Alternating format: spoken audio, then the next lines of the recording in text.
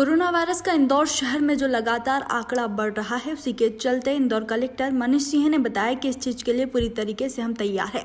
जो ये आंकड़े निकल के सामने आ रहे हैं, इसकी पूरी व्यवस्था हमने कर रखी है। वहीं कहा कि अगर आगामी समय में लॉकडाउन बढ़ता भी है तो भी उसकी पूर्ण व्यवस्था कर दी गई। वहीं इस लॉकडाउन के चलते जो राशन की समस्या लोगों को आ रही है, उसकी भी पूर्ण सुविधा की जा रही है, जिससे कि लॉकडाउन बढ़ेगा तो लोगों को कोई समस्या नहीं होगी। वहीं निजी अस्पतालों द्वारा जो मरीजों को लेने के लिए मना किया जा रहा है, वही कई डॉक्टर हैं जो अपनी ड्यूटी पर नहीं आ रहे, उनकी भी समझाइश दी गई है। वह अगर समझाइश देने के बाद में भी अगर वह नहीं मानते तो उन पर उचित कार्रवाई की जाएगी। वहीं जो लोग किसी भी बहाने से बाहर घूम रहे हैं तो उन पर उचित कार्रवाई की जाएगी। कैनन से खुशबू यादव की रिपोर्ट। सर, किस तरह की स्थिति सर अभी है, क्योंकि लगातार पेशेंट्स बढ़ रहे हैं, तो सर किस तरह अब नई योजनाएं तैयार की गई है? सर पेशेंट्स बढ़ेंगे, पेशेंट्स बढ़ने पे हम लोगों की ट्रीटमेंट की फैसिलिटी सफिशिएंट है।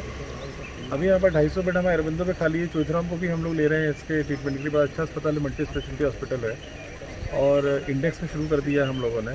एक सेंट फ्रांसिस हॉस्पिटल है 150 बेड का, उसमें हम लोग अलग से स्टाफ लगा रहे हैं। गवर्नमेंट से जो हम लोग एक्स्ट्रा स्टाफ मिला उसको लगा रहे हैं।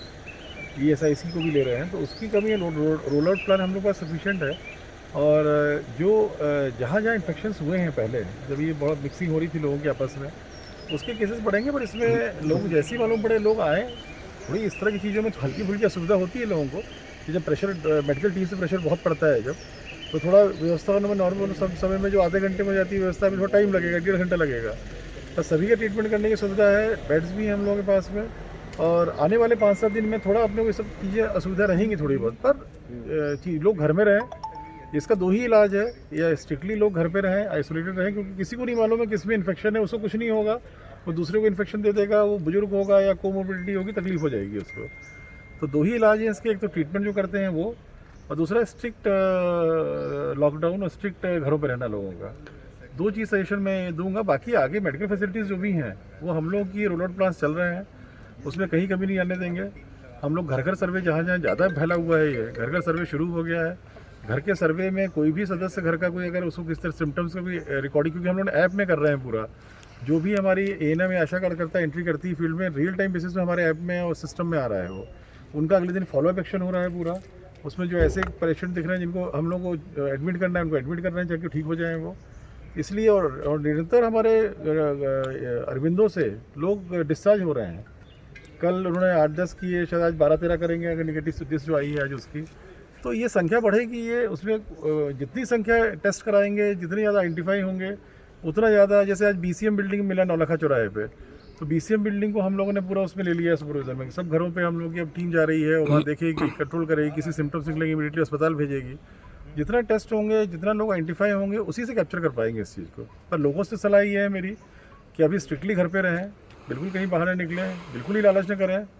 और अनावश्यक इन्फेक्शन झेलेंगे फिर उनको ट्रीटमेंट कराना पड़ेगा अपना, इसलिए बच के रहें जितना अच्छा है। अब जो 29 तारीख तक स्ट्रिक्ट लॉकडाउन के पहले जो चीज़ों की मिक्सिंग हुई थी, सुबह 8 से 11 जो कर्फ्यू का एग्जाम्पशन था, उसमें थोड़ी बहुत मिक्सिंग हुई होगी। उनके केसेस अब निकल के बाहर आ रहे हैं, 5-7 दिन तक आएंगे, जो हम लोग को उम्मीद है ये। सर, पूरी उम्मीद है कि सर लॉकडाउन बढ़ाया जा सकता है, तो उसको लेकर सर राशन और मेडिकल फैसिलिटीज़ को लेकर किस तरीके से प्लानिंग की गई है, क्योंकि सर वो भी बड़ा महत्वपूर्ण। देखिए, राशन में 2 कैटेगरी है। एक तो ऑनलाइन शॉपिंग और जो किराना की व्यवस्था की जो पेमेंट आधार पर हो रही है, वो धीरे धीरे इम्प्रूव होती जा रही है।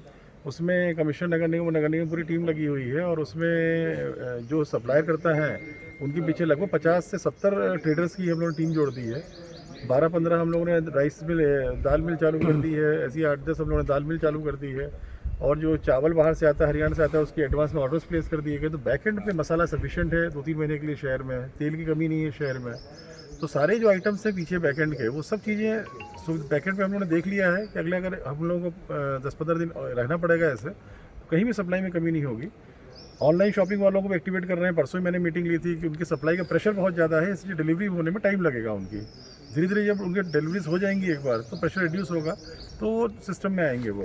तीसरा हम लोग के लिए जो गरीब लोग हैं, जो मतलब 1 लाख परिवार तो यही होंगे 5 लाख में से पूरे पेरिफेरी में शहर में, तो मजदूरी करके रोजी रोटी ले करते थे, कमाते थे अपनी।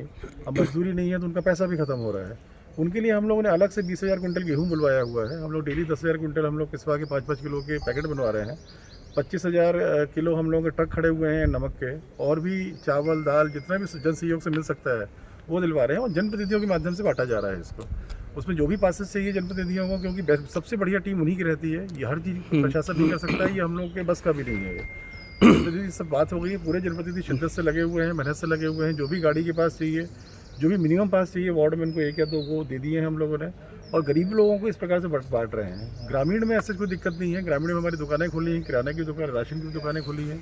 किराना के लिए हम लोगों ने जो आइटम्स गाँव में आटा गेहूँ की दिक्कत नहीं है, वहाँ मेनली अपने मसाले हो गए, तेल हो गया, चावल हो गया। चावल दाल की भी उतनी डिमांड नहीं, पर दाल हो गई। इन तीनों की जो सप्लायर्स यहाँ से करते थे डेटर्स, उनकी मीटिंग लेके मैंने उनको गाइड कर दिया है, उनको परमिशन दे दी हैं, तो वहाँ की राशन की दुकानों में सामान जा रहा है पूरा। तो ऐसे खाने पीने की व्यवस्था जितनी बेस्ट हो सकती है हम लोग पूरी मेहनत से इसको कर रहे हैं, क्योंकि वही बहुत इंपॉर्टेंट पहलू है। जितना मेडिकल लाइन पहलू है ध्यान देना शहर में आज, उतना ही लोगों को खाना मिलता रहे, ये बहुत बड़ा इंपॉर्टेंट पहलू है। दोनों फ्रंट पे हम लोग काम कर रहे हैं और कहीं कोई दिक्कत नहीं है। अगर परिस्थिति ऐसी बनती है कि इसको बढ़ाना पड़ता है तो बढ़ाएंगे, और बढ़ाने पे भी सिस्टम जो हम लोगों ने बना दिए हैं खाने पीने के, ये सिस्टम स्टेब्लिश होते जाएंगे हम लोगों के। गरीबों को भी ध्यान रख रहे हैं हम लोग, प्लस जो सक्षम लोग पे कर सकते हैं उनका भी ध्यान रखा जा रहा है। और मेडिकल लाइन पे भी अगर केसेस बढ़ते हैं आगे, उसमें हम लोग की तैयारी है। पहले ही हम लोग ऐसे इसको 7-8 दिन पहले ही एंटिसिपेट कर लिया था कि ये स्थितियाँ आएंगी, ये सब उस प्रकार से तैयारियाँ हैं हम लोग। और जितना मैक्सिमम ताकत सब अधिकारी कर्मचारी काम कर सकते हैं, रिस्क लेकर सभी कर रहे हैं इसमें। बस ये कि लोगों को मालूम पड़ जाए जैसे, तो लोग अपना बतला दें पहले। और अगर किसी को कोई सिम्टम्स नहीं है तो होम क्वारंटाइन भी कर सकता है। वो होम में अपने अलग से रहे कमरे में, टॉयलेट अलग रहे उसका।